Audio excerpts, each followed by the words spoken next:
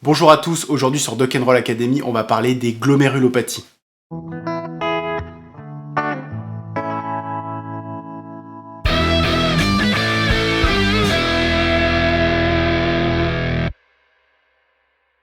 Bon, on va pas se mentir, cet item, personne n'y comprend rien du tout. Je comprends rien à cet item. Bon, c'est vrai que la glomérulopathie, c'est un peu la spécialité du néphrologue, c'est un petit peu le plus gros item du collège, mais finalement, vous allez voir, les choses sont assez simples. L'idée de cette vidéo, c'est de vous donner les bases de la compréhension du raisonnement face à une glomérulopathie. On va pas rentrer dans les détails pour être synthétique, mais vous allez voir que si vous comprenez déjà ça, après, le reste, ça vient tout seul. On va donc commencer par des généralités sur ce que c'est que le syndrome glomérulaire. On détaillera les syndromes clinico-biologiques, les lésions anatomopathologiques et les étiologies qui leur sont associées. Quelle idée de nommer tout glomérulonéphrite quand on parle de syndrome clinique, de lésions anatomopathologiques, vous allez voir tout ça est un peu compliqué, mais finalement on s'en sort bien quand on retient les bases. Déjà, les glomérulopathies, ce sont toutes les maladies rénales qui vont toucher le filtre glomérulaire, et ces pathologies, elles peuvent être aiguës ou chroniques. Pour commencer, les signes cardinaux du syndrome glomérulaire sont la protéinurie de rang glomérulaire, c'est-à-dire supérieure à 1 g par 24 heures et majoritairement formée d'albumine, ce qui signe que c'est le filtre qui est atteint. L'hématurie, puisqu'il y a un passage à travers le filtre lésé de globules rouges, l'hypertension artérielle qui est aussi un signe d'atteinte glomérulaire, et puis peut s'associer les œdèmes et l'insuffisance rénale qui peut être aiguë ou chronique selon la situation. Les glomérulopathies sont comme une sorte de toile d'araignée avec au centre ces signes cardinaux qui signent le syndrome glomérulaire, et puis autour un certain nombre de syndromes clinico-biologiques que l'on va détailler maintenant. Et ces syndromes clinico-biologiques, ils peuvent s'associer entre eux et former ce que l'on appelle des associations syndromiques. Le premier syndrome glomérulaire, c'est le syndrome néphrotique. Dans le syndrome néphrotique, ce qui est au premier plan, c'est la protéinurie. Elle est souvent abondante et composée majoritairement d'albumine. Du coup, quand elle est supérieure à 3 g par 24 heures, le foie n'a plus la capacité de contrer la perte d'albumine par sa synthèse, et donc l'albuminémie va chuter. Ce qui définit donc le syndrome néphrotique, c'est une association entre une protéinurie supérieure à 3 g par 24 heures et une albumine inférieure à 30 g par litre dans le plasma. Peuvent s'y associer les autres signes d'atteinte glomérulaire comme l'insuffisance rénale, l'hypertension artérielle ou l'hématurie. Et l'association avec l'un ou plusieurs de ces trois signes va signer le caractère impur du syndrome néphrotique. Ce qui veut dire que s'ils ne sont pas présents, eh bien on est face à un syndrome néphrotique pur. Le deuxième syndrome, c'est le syndrome néphritique. Le syndrome néphritique peut associer tous les signes glomérulaires, mais ce qui va être au premier plan, c'est l'installation de l'insuffisance rénale aiguë. En effet, celle-ci va se faire assez rapidement, c'est-à-dire sur 24-48 heures. En gros, le patient, le lundi, a une créatinine normale et le mercredi se retrouve avec une créatinine très élevée et des signes d'atteinte glomérulaire comme la protéinurie, l'hématurie, l'hypertension artérielle et les œdèmes. C'est très important de se rappeler que c'est la temporalité de l'insuffisance rénale qui va nous faire suggérer que c'est un syndrome néphritique. L'autre syndrome qui va être associé à la temporalité de l'installation de l'insuffisance rénale, eh bien c'est la glomérulonéphrite rapidement progressive. Celle-ci va associer à une insuffisance rénale qui s'installe sur une dizaine de jours à quelques mois les signes d'atteinte glomérulaire. Au premier plan, une hématurie qui signera la prolifération au niveau des glomérules, une protéinurie qui peut être de rang variable, une hypertension artérielle qui est souvent présente mais modérée et des œdèmes. Ici, la temporalité est plus longue que le syndrome néphritique puisque la physiopathologie d'atteinte glomérulaire est différente. Effectivement, dans le syndrome néphritique, ce sont des complexes humains qui vont se ficher dans les glomérules et entraîner de façon massive et très aiguë une insuffisance rénale par atteinte de tous les glomérules des deux reins. Dans la glomérulonéphrite rapidement progressive, c'est l'atteinte successive des glomérules de ça, de là, dans les reins qui va faire que l'insuffisance rénale va progresser de façon exponentielle. En gros, le lundi, le patient a une créatinine normale, le lundi suivant, elle augmente un petit peu, le lundi d'après, elle augmente encore un peu, et donc on va avoir une augmentation, ce que l'on appelle torpide. C'est donc là aussi la temporalité de l'installation de l'insuffisance rénale qui va signer la glomérulonéphrite rapidement progressive. On va rentrer maintenant dans les syndromes qui ont plutôt une temporalité chronique. D'abord, on va parler de l'hématurie macroscopique récidivante. Le principal symptôme de ce syndrome, ce sont les hématuries. On va avoir des épisodes d'hématurie macroscopique décrites par le patient, souvent après une infection ORL ou digestive, et entre ces épisodes, on va pouvoir retrouver sur la bandelette urinaire ou sur la cytologie urinaire la présence d'une hématurie microscopique. Peut s'y associer sur la chronicité d'autres signes d'atteinte glomérulaire comme la protéinurie, l'hypertension artérielle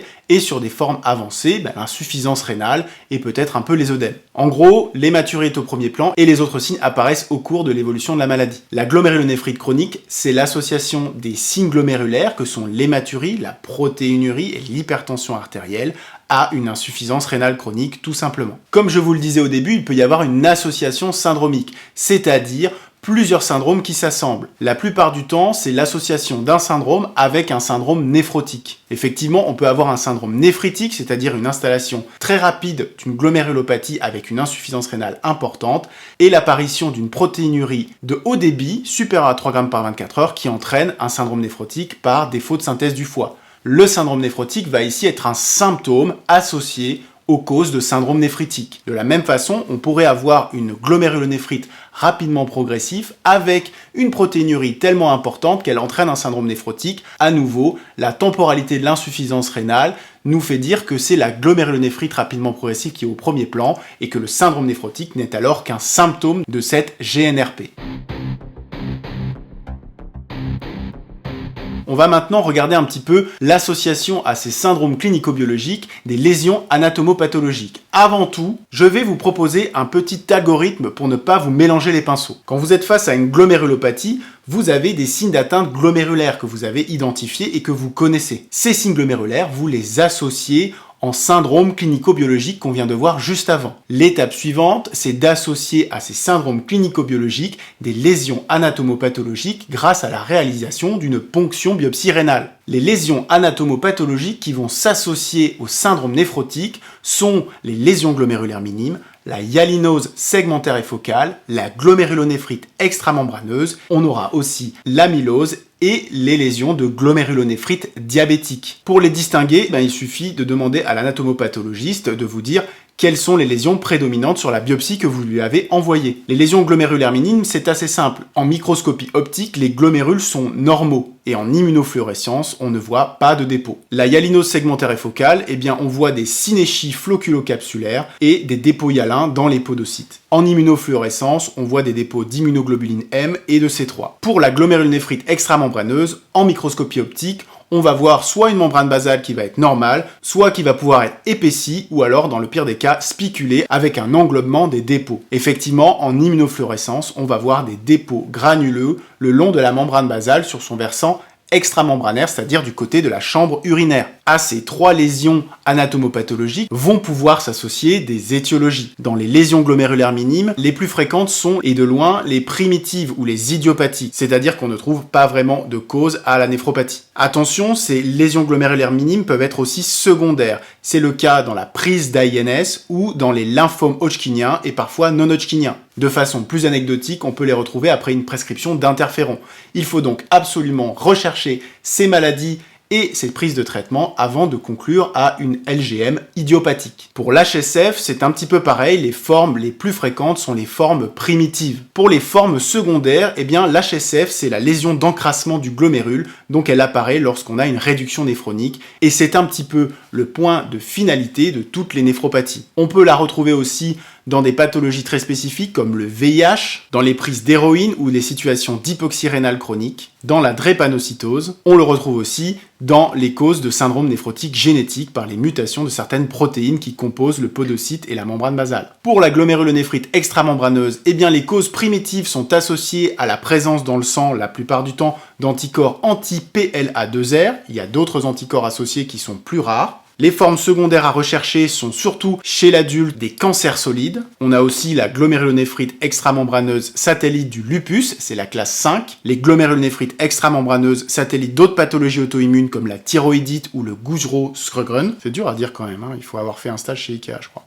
On retrouve aussi les glomérulonéphrite extramembraneuses satellites des infections comme la syphilis, l'hépatite B et secondaires à la prise de médicaments comme les AINS à nouveau ou la D-pénicillamine. Comme je vous le disais, il y a deux autres causes de syndrome néphrotique que sont l'amylose et le diabète. L'amylose, au niveau anatomopathologique, va se caractériser par des dépôts amorphes au niveau du glomérule. Ces dépôts ont la propriété de se colorer en rouge avec une coloration que l'on appelle le rouge Congo. Et ils sont aussi biréfringents en lumière polarisée. La différence avec le diabète, qui est aussi une glomérulopathie avec des dépôts qui sont nodulaires, eh bien les dépôts du diabète ne sont pas positifs au rouge Congo et pas biréfringents à la lumière polarisée. Les étiologies de l'amylose sont donc les amyloses AA, satellites des états inflammatoires chroniques, les amyloses AL, satellites du myélome ou des processus lymphoprolifératifs, et certaines amyloses héréditaires comme l'amylose portugaise à transthyrétine. Les étiologies des diabètes sont les diabètes.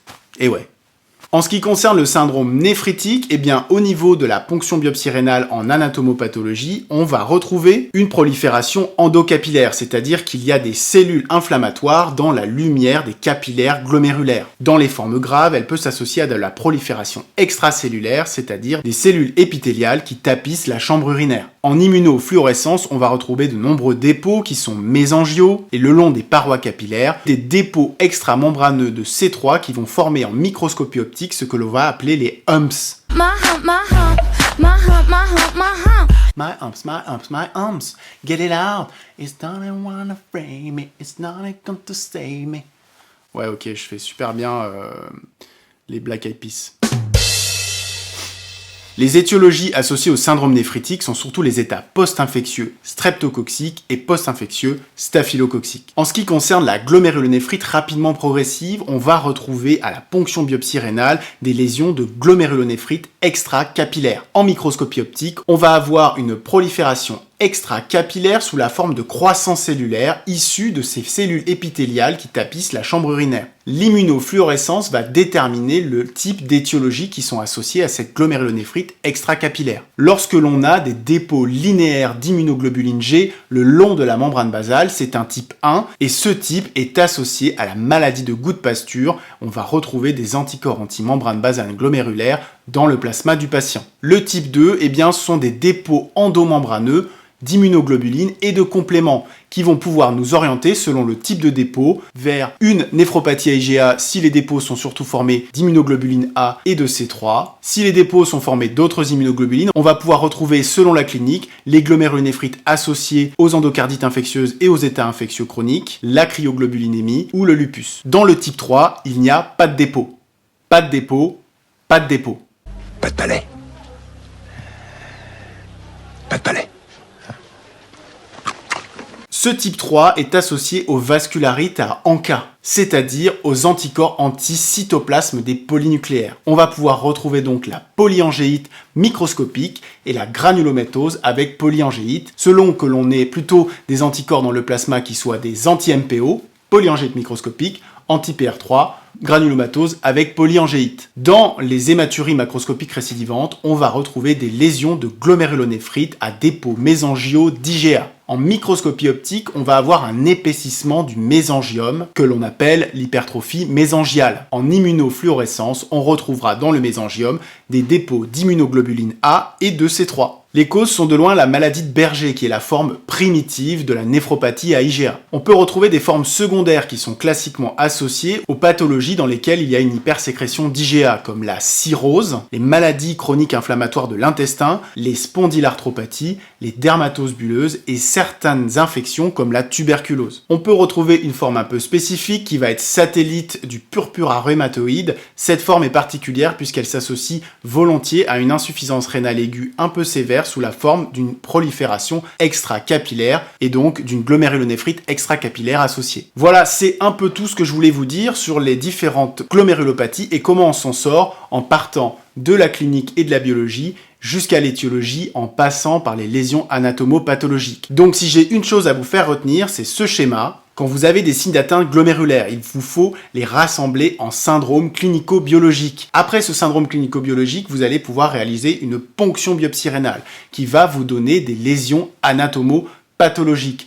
Ces lésions anatomopathologiques vont vous orienter vers des étiologies. Voilà, j'espère que c'est assez clair et assez synthétique pour que vous puissiez comprendre un peu la philosophie de cet item, les glomérulopathies. Si vous trouvez que c'est hyper facile, eh bien, je vous engage à être néphrologue, hein, encore une fois, parce que c'est de la bombe. Et sinon, eh bien, je vous engage à continuer à jouer de la guitare et à penser que cet item est très compliqué. Prenez bien soin de vous. D'ici là, restez connectés. Keep on healing, keep on rocking.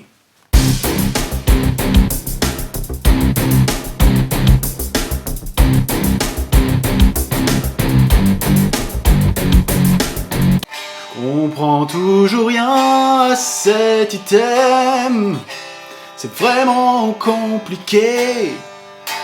J'ai jamais m'en sortir. Heureusement, y a Doc 'n' Roll qui m'a tout expliqué. Maintenant j'ai tout compris. Oh yeah.